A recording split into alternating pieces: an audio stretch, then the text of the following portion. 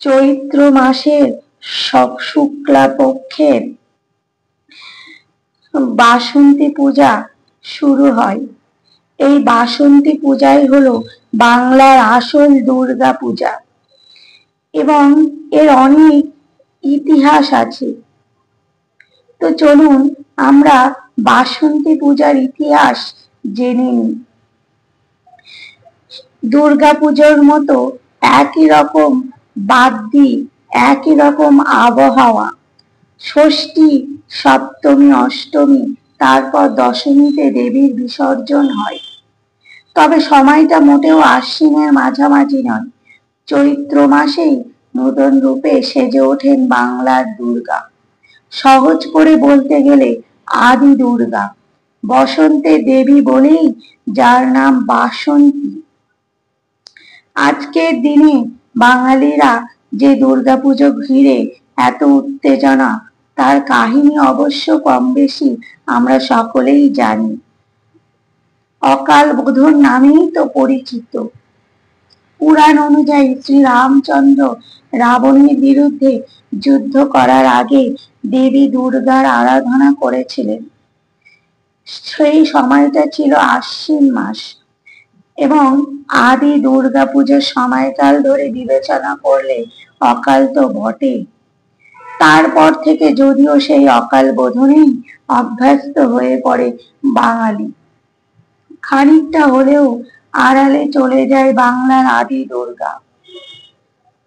বছরে 4টি নবরাত্রি আসে, তার মধ্যে 2টি নবরাত্রি পালন করা হয় গোটা দেশে। একটি হলো শরৎ নবরাত্রি, অন্যটি হলো দুর্গা পুজোর সময়, আর অন্যটি হলো বাসন্তী নবরাত্রি। এই বাসন্তী নবরাত্রি মেনে পালন করা হয় বাসন্তী পূজা। শারদীয় দুর্গা পুজোর মতো এই বাসন্তী পূজাতেও আরাধনা করা হয় দেবী দুর্গার। যদিও সময়ের সঙ্গে যতই জনপ্রিয় হয়েছে শরতের নবরাত্রি, ততই যেন ফিকে হয়ে গেছে এই বাসন্তীর নবরাত্রি তথা বাসন্তী পুজো পালনের রেওয়াজ।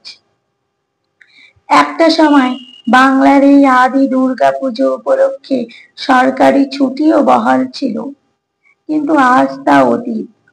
বাসন্তী পূজা এখন কিছু জমিদার বাড়ি তথা বনেদি বাড়িতেই সীমাবদ্ধ রয়েছে।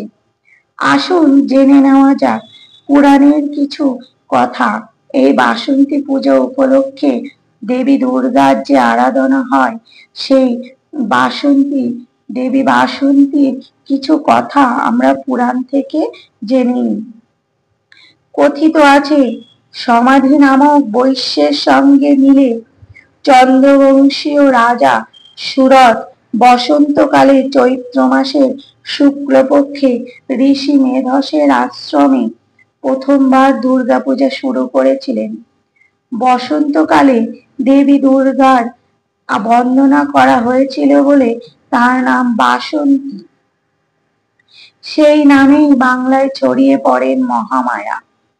এমনকি দেবী দুর্গার প্রথম পূজারীও চণ্ডীতে সুরথের কাহিনীর কথা উল্লেখ আছে। পুরাণ ঘেঁটে আমরা জানতে পারি যে রাজা সুরথ বঙ্গীয় রাজ্যের একজন সুশাসক ছিলেন। যোদ্ধা হিসাবেও যথেষ্ট খ্যাতি ছিল তার। শোনা যায় তিনি নাকি কখনো যুদ্ধে হারতেন না, এতটাই ক্ষমতার জোর ছিল তার।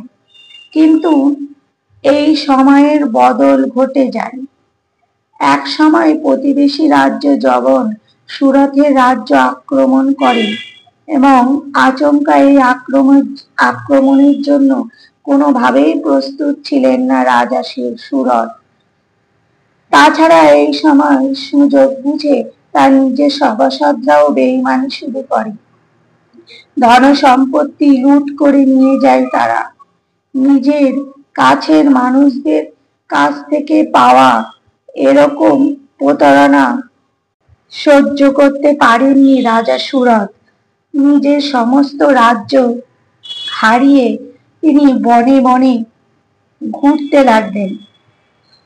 অন্যদিকে একই রকম প্রতারণার শিকার হন বণিক রাজ্য সমাধিও। তবুও তারা দুজনে শুভ চিন্তাই করেন। একথা শুনি ঋষি মেধস তাদের মহামায়ার কথা জানান এবং ঋষি মেধসের কাছেই প্রথম মহামায়ার বর্ণনা শোনেন তারা। এরপর রাজা সুরথ তপস্যা শুরু করেন দেবী মহামায়ার। রাজা সুরথ এবং সমাধি বৈশ্য পশ্চিমবঙ্গের গড় জঙ্গলে মাটি দিয়ে দেবী দুর্গার মূর্তি তৈরি করে প্রথম পূজা করেন। সেটিও ছিল এই বসন্তকাল। শোনা যায় এই পুজোর পর মহামায়ার বর পেয়ে সুরথ রাজা নিজের সমস্ত হারানো সম্পত্তি ফেরত পান এবং রাজ্যে ফিরে আসেন। আর এই কাহিনীও অনুপ্রাণিত করেছিল স্বয়ং শ্রী রামচন্দ্রকে। তাই তিনি শরৎকালে দেবীর অকাল বোধন করেন।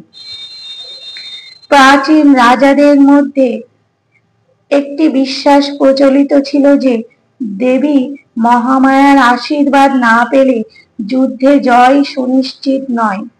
ফলে সেই থেকে রাজবাড়িগুলিতে দেবী মহামায়ার আরাধনা শুরু হয় এবং বসন্তকালে যে মহামায়ার আরাধনা হয় সেই দেবী বাসন্তী নামে পরিচিত হয়।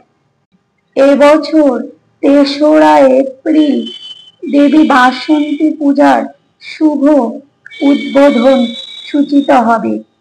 ৩রা এপ্রিল মহাষষ্ঠী। ওই দিন দেবী মহামায়া বাসন্তী রূপে এই জগতে আবির্ভূত হবেন।